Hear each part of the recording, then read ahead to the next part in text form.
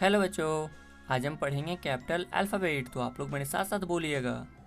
A for airplane, A for airplane. B for beautiful, B for beautiful. C for car, C for car. D for deer, D for dear.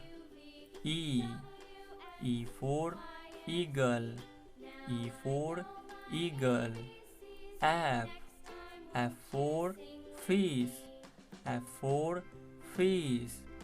Ji for girl, G for girl. H for helicopter, H for helicopter. I for ice cream, I for ice cream. J for joker, J for joker. K for kite, K for kite. L for lion, L for lion. M for monkey, M for monkey. N for nest, N for nest. O for owl, O for owl.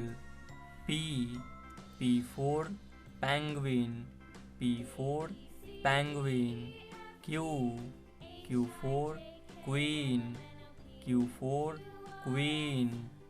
R for rose, R for rose. S for sun, S for sun.